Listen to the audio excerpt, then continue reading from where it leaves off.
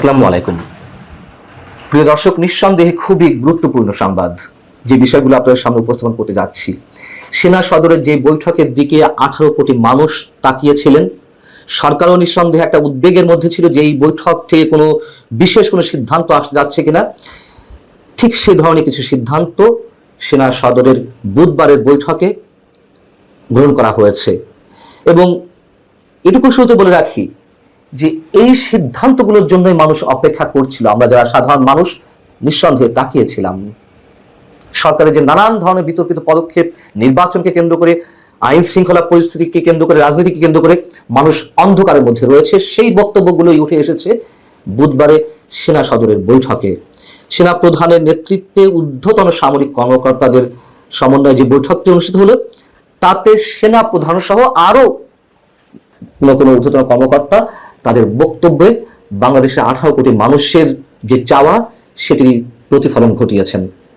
সেনাপ্রধান স্পষ্ট করে বলেছেন যে সিদ্ধান্তগুলো নেওয়া হয়েছে বা যে বক্তব্যগুলো এসেছে, আমি আপনাদের সামনে সেগুলো একে একে বলছি। আমি আমার বিশ্বস্ত সূত্রের মাধ্যমে যেগুলো জানতে পেরেছি এবং আনডাউটেডলি বলা যায় যে এগুলোই হয়েছে। সেনাপ্রধান বলছেন যে বাংলাদেশের ভূমি ব্যবহার করে কারোর বিশেষ স্বার্থ উদ্ধারের জন্য কোনো ধরনের কোনো করিডোর দিতে দেয়া হবে না। এ ধরনের কথা তিনি বলেছেন যে জাতিকে অন্ধকারে রেখে বা রাষ্ট্র পরিচালনায় যে অক্সিলিয়ারি ফোর্সগুলো রয়েছে, গুরুত্বপূর্ণ স্টেক হোল্ডার হিসেবে যারা রয়েছেন, রাষ্ট্রীয় বিভিন্ন সংস্থা বা সেনাবাহিনীর মতো যেই বাহিনীগুলো, তাদেরকে অন্ধকারে রেখে সরকার বিভিন্ন ধরনের সিদ্ধান্ত নিচ্ছে।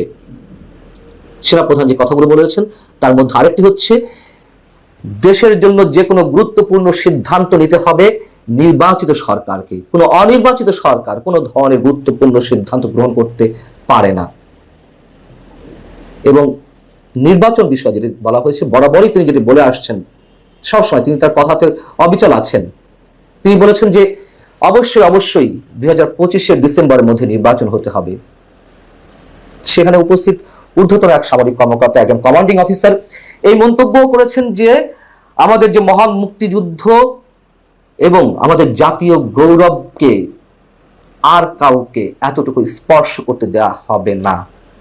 খুবই টাচি একটা বক্তব্য। মব সন্ত্রাস সম্পর্কেও সেখানে বলা হয়েছে, সিদ্ধান্ত নেওয়া হয়েছে আর কোনো ধরনের মব সন্ত্রাসকে প্রশ্রয় দেবে না সেনাবাহিনী। সেখানে যারা উপস্থিত ছিলেন সামরিক কর্মকর্তারা, তারা সবাই এক বাক্যে সেনা প্রধানের সব ধরনের বক্তব্য এবং সিদ্ধান্তের প্রতি তারা একাত্মতা প্রকাশ করেছেন এবং তারা এই মন্তব্য করেছেন যে তারা সেনা প্রধানের যে কোনো নির্দেশের অপেক্ষায় আছেন। সেনা প্রধানের যে কোনো নির্দেশ দেশের স্বার্থে, সমাজের স্বার্থে, মানুষের স্বার্থে তারা যে কোনো কিছু করতে প্রস্তুত। প্রিয় দর্শক, নিশ্চয়ই আমরা প্রত্যেকেই সেনাবাহিনীর এই যে অবস্থান, সেই অবস্থানের জন্য অপেক্ষায় ছিলাম। সেনাবাহিনী কেন, যে কোনো বাহিনী বা সরকারের যে কোনো কম্পোনেন্ট অথবা সরকারের এই ধরনের আচরণের জন্য তো মানুষ বসে আছে। যে একটা গণঅভ্যুত্থান হলো, সেই গণঅভ্যুত্থানের চাওয়া তো এগুলোই ছিল। এবং সংস্কার বলে যেগুলো ঘটনা হচ্ছে, যে টাইম পাস করা হচ্ছে, এগুলো মানুষের সামনে একেবারে স্পষ্ট হয়ে গেছে, কোনো সংস্কার হবে না। এগুলো মূলা ঝুলি রাখা হয়েছে মানুষের সামনে। মব সন্ত্রাস কেন সেনাবাহিনী বন্ধ করতে পারছে না, বিশেষ কোনো ব্যবস্থা নিতে পারছে না? কেন আমাদের মুক্তিযুদ্ধের উপরে একের পর এক যে আঘাত আসছে, মুক্তিযুদ্ধের স্মৃতিচিহ্নগুলো যে ধ্বংস করা হচ্ছে প্রত্যক্ষ এবং পরোক্ষ কোনো কোনো বিশেষ গোষ্ঠীর সহযোগিতায়, সেগুলোর বিরুদ্ধে কেন সেনাবাহিনী কোনো অ্যাকশন নিচ্ছে না? এই প্রশ্ন তো অগণিত মানুষের, আমার মনেও ছিল। কিন্তু আমার একটা দৃঢ় বিশ্বাস প্রথম থেকে ছিল, আমি এর আগের কন্টেন্টেও বলেছি, সেনাবাহিনীকে কেউ বিতর্কিত করুক অথবা সেনাবাহিনী বিতর্কের মধ্যে যতটাই পড়ুক, শেষমেশ জাতির স্বার্থে, মানুষের স্বার্থে, দেশের সার্বভৌমত্বের স্বার্থে সেনাবাহিনী কঠিন সিদ্ধান্ত নেবে। সেটি দেখা যাচ্ছে, আমরা দেখতে পেলাম আপাতত। এবং আমরা নিশ্চয় অপেক্ষায় থাকবো যে এই সিদ্ধান্তগুলো কিভাবে বাস্তবায়ন হয়। এবং আমরা আশা করবো সরকারকে, যারা সরকারের একটি বিশেষ অংশ, পুরো সরকার ব্যবস্থাকে যারা উল্টো পথে পরিচালিত করতে চাইছে অথবা এর পেছনে যে ম্যাটিকুলাস ডিজাইন রয়েছে সেগুলো বাস্তবায়নের জন্য যে একটি বিশেষ গোষ্ঠী তৎপর রয়েছে,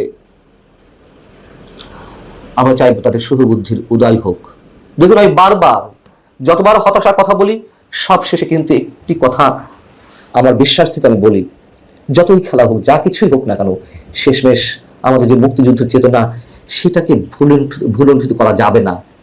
মানুষের যে চাওয়া, বাঙালির হাজার বছর যে সংগ্রাম, যে ইতিহাস, এগুলোকে পারমিট করে না।